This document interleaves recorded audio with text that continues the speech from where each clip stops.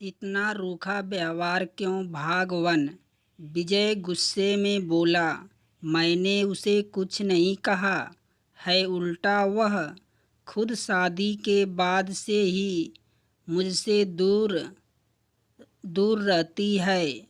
मैं बेडरूम में सोफे पर सोता हूँ और वह महारानी की तरह पलंग पर सोती है। और जानती हो माँ, उसने मुझे क्या धमकी दी है? उसने मुझसे कहा कि अगर मैं करीब जाने की कोशिश की तो वह हम लोगों पर दहेज मांगने का झूठा केस कर देगी। यह सुनकर शकुंतला जी सन रह गई। वह गुस्से में बोली, बेटा, मुझे ऐसी बहू नहीं चाहिए। मैं तेरी दूसरी शादी करवाऊंगी। उसे मायके में पड़े रहने दो। एक दिन एक छोटे से गांव में गन्ने के खेत के पास तुमने एक लड़की का हाथ पकड़ लिया और उसके साथ जबरदस्ती करने की कोशिश की थी। वह लड़की कोई और नहीं बल्कि मैं ही थी। तुम शायद मेरे चेहरे में आए हुए बदलाव को कारण मुझे भूल गए, क्योंकि उस वक्त मैं बस 13 साल की थी। रात को डिनर के बाद विजय अपने कमरे में आया। हालांकि उसे कमरे में जाने की जरा भी इच्छा नहीं हो रही थी, लेकिन आखिर वह रात को सोने के लिए जाता भी कहाँ। वो कमरे में पहुंचा तो उसकी पत्नी बिस्तर पर चादर बिछा रही थी। विजय आकर बिस्तर पर बैठने की कोशिश करने लगा तो कामनी ने उसे घूरते हुए कहा, देखो, मुझे एक ही बात बार बार दोहराने की आदत नहीं है। मुझे तुम्हारे साथ कोई रिश्ता शुरू नहीं करना है, इसलिए तुम सोफे पर ही सोया करो। विजय चिढ़ गया और कहने लगा, मैंने सोचा था कि शुरुआत में तुम सुकुचा रही हो, इसलिए मैंने कुछ नहीं कहा। लेकिन अब तो हमारी शादी हो गई, कितने महीने हो गए हैं।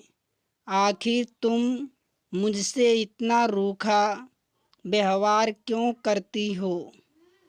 तुम कारण तो बता दो।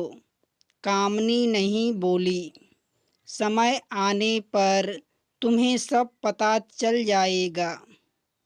विजय को अब उसकी बात पसंद नहीं आ रही थी, क्योंकि पानी सर से ऊपर से गुजरने लगा। कामनी चुपचाप बिस्तर पर लेट गई और सोने की कोशिश करने लगी। इधर विजय सोफे पर आकर लेट गया। वो बहुत थका हुआ था, लेकिन उसे नींद नहीं आ रही थी। शादी के 10 महीने बीत जाने पर कामनी ने विजय को एक ही पलंग पर सोने की इजाज़त तक नहीं दी थी। वह रात भर सोफे पर पड़ा तड़पता रहता था। पत्नी के बेरुखी वजह से उसे समझ नहीं आती थी। कई बार उसने पत्नी से बात करने की कोशिश की, लेकिन कामनी कभी से सीधे मुंह से बात नहीं करती थी। विजय ने तो उसकी खूबसूरती देखकर ही उससे शादी के लिए हाँ कहा था, लेकिन अब वह उसे करीब जाने के लिए तरसकर रह जाता। वह चाहता तो जिद करके भी अपना अधिकार हासिल कर सकता था, लेकिन उसका यही सोच था कि कामनी उसकी पत्नी है, जिंदगी भर उसके साथ ही रहना है, तो कामनी प्यार से ही समर्पण कर तो देगी तो ज़्यादा अच्छा रहेगा। लेकिन अब उसे लगने लगा कि कामनी उसकी शराफत का नाजायज़ फ़ायदा उठा रही है। अब उसके सब्र की सीमा समाप्त होने लगी थी। कभी कभी उसका मन करता था कि बिना इसकी इजाज़त लिए ही बिस्तर पर चला जाए, लेकिन फिर तो कुछ सोचकर वह रुक जाता है। एक रात तो सोफे पर लेटा हुआ था। पत्नी सुंदर मुख खड़ा उसे बार बार आमंत्रित करता हुआ सा प्रतीत हो रहा था। वह सोचने लगा, अगर मैं उठकर उसके पास चला भी जाऊं तो वह मेरा क्या बिगाड़ लेगी। आखिरकार मैं उसका पति हूँ, वह मुझसे बचकर जाएगी कहाँ। हाँ, यही है कि थोड़ा हल्ला मचाएगी तो नाम तो उसका भी खराब होगा। ऐसा सोचकर वह उठ खड़ा हुआ और उसकी तरफ बढ़ने लगा। विजय उसके पास जाकर बैठ गया और उसके गुलाबी गालों को स्पर्श करने लगा। उसके जीवन से कामनी की नींद टूट गई। हक्का बक्का कर पीछे हट गई और कहने लगी, खबरदार, तुमने मेरे करीब आने की कोशिश भी की तो अगर तुमने मुझे छुआ तो अंजाम अच्छा नहीं होगा। विजय भी गुस्से में आ गया और कहने लगा, तुम मेरी पत्नी हो, तुम पर मेरा अधिकार है, तुम मुझे इनकार नहीं कर सकती। कामनी गुस्से में बोली, अगर तुम एक कदम भी मेरी ओर बढ़ा तो मैं तुम्हारे पूरे घर वालों को दहेज का झूठा आरोप लगा दूंगी और तब तुम लोग जेल के सलाखे के पीछे नज़र आओगे। इसलिए मेरे करीब आने की कोशिश भी मत करना। विजय बौखला गया और वापस सोफे पर जाकर बैठ गया। कामनी यह बहुत दिनों तक सब्र से कम लिया था, लेकिन अब उससे उस घर में रहा नहीं जा रहा था। वह समझ गई कि अब किसी भी वक्त विजय उसके साथ जबरदस्ती करने की पर उतारू हो सकता है। इसलिए अगली सुबह ही वह अपनी सास के पास पहुंची। उसकी सास उससे बहुत प्रसन्न रहती थी, क्योंकि घर आते ही उसने घर गृहस्थी बहुत अच्छे से संभाल ली थी। इसके साथ ही वह अपनी पढ़ाई भी ध्यान दे रही थी, वरना बहुत सी लड़कियां अगर शादी के बाद पढ़ाई करती हैं तो गृहस्थी पर ज़्यादा ध्यान नहीं दे पाती।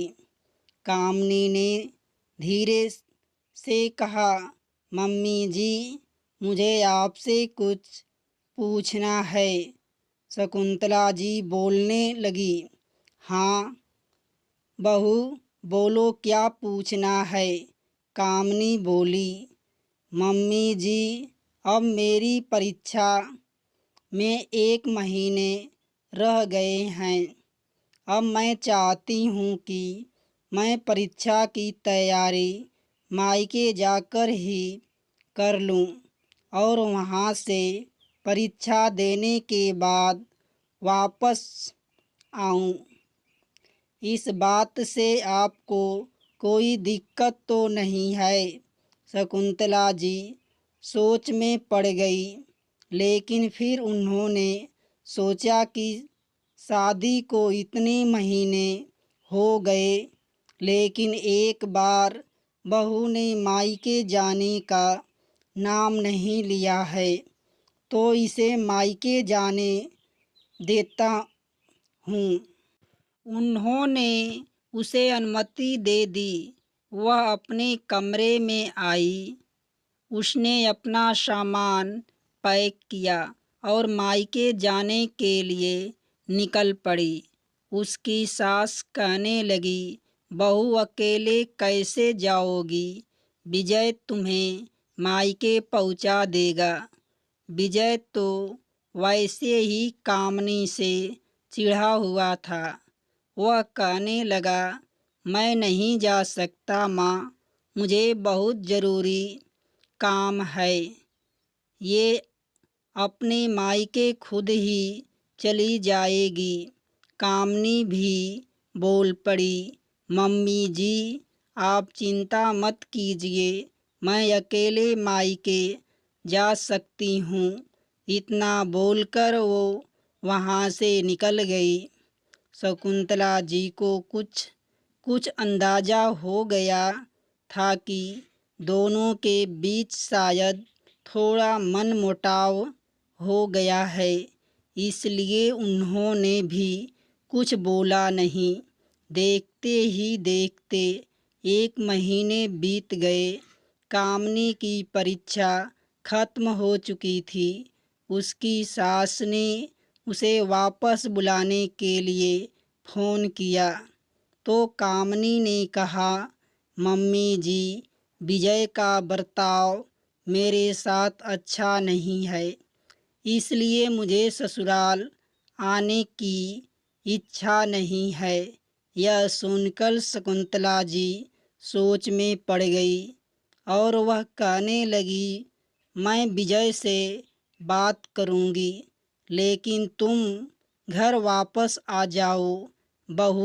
कामनी ने कहा, मुझे सोचने के लिए कुछ समय चाहिए। शकुंतला जी को बड़ी हैरानी हुई कि आखिर उन दोनों के बीच प्रॉब्लम क्या है।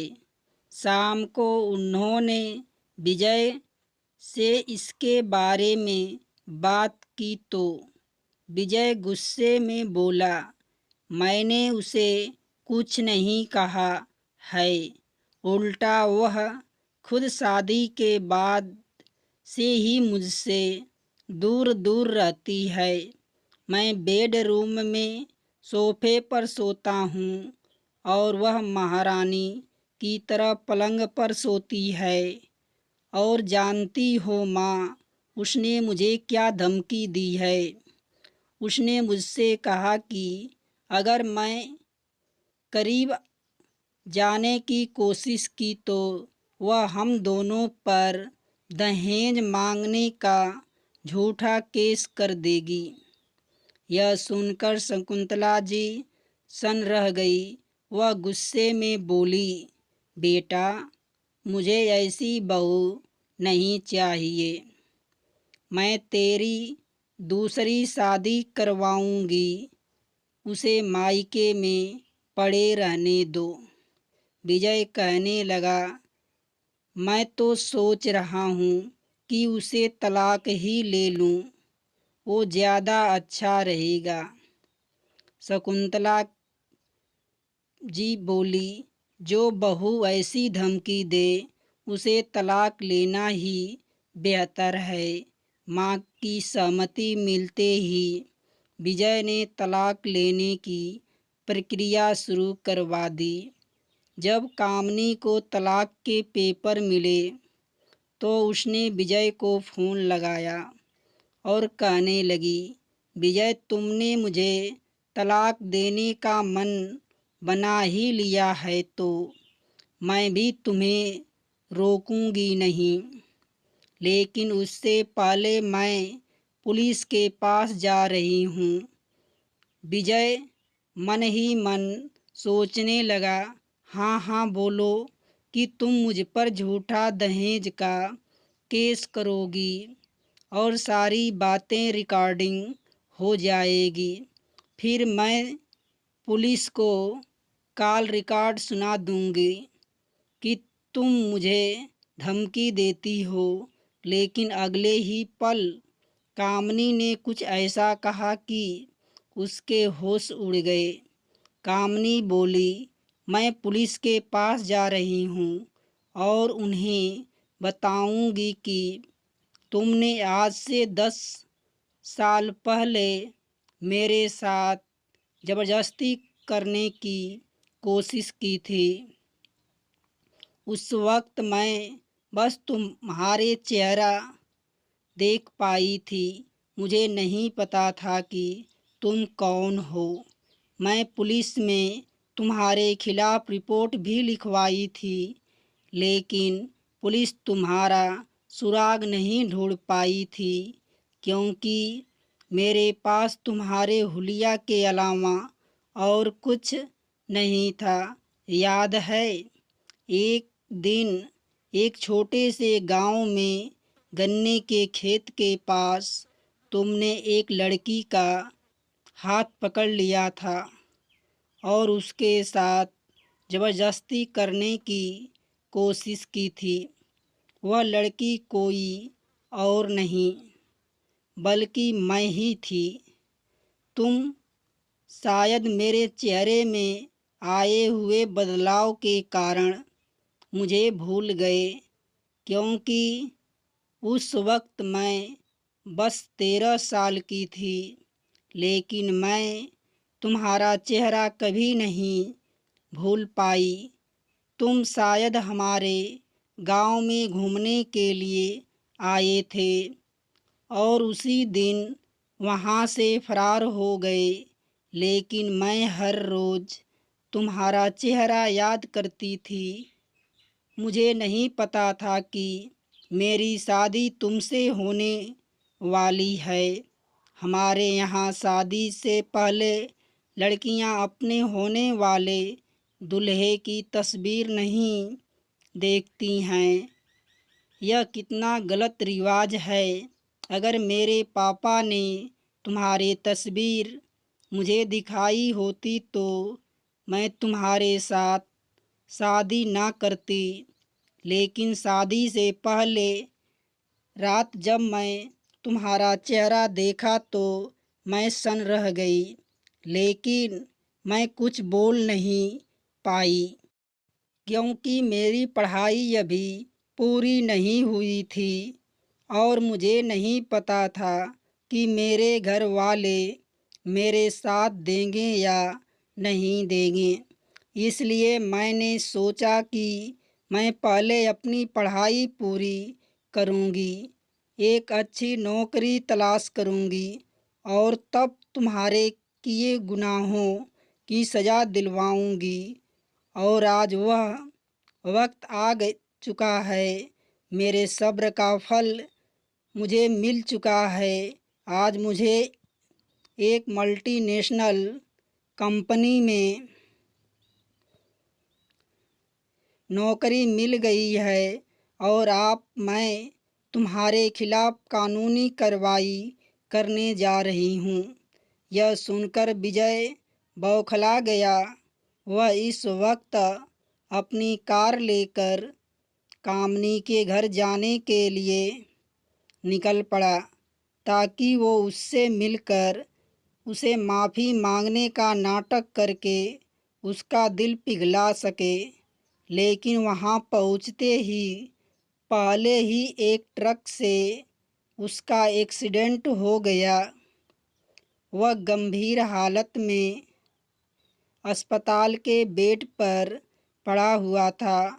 उसके कानों में डॉक्टर की आवाज़ गूंज रही थी, केस बहुत ही सीरियस है, शायद ही इसकी जान बचे। उसके सांसों के डोर टूटे जा रहे थे और वह अपनी बीती हुई जिंदगी को पलट देखे जा रहा था कि जब तक वह स्वस्थ था तब तक अपनी मर्दानगी का घमंड उसे गुनाह करवाता गया। उसने कई लड़कियों की इज्जत के साथ खिलवाड़ किया था। न जाने कि किस लड़की की बद्दुआ उस रूप में फलित हुई थी।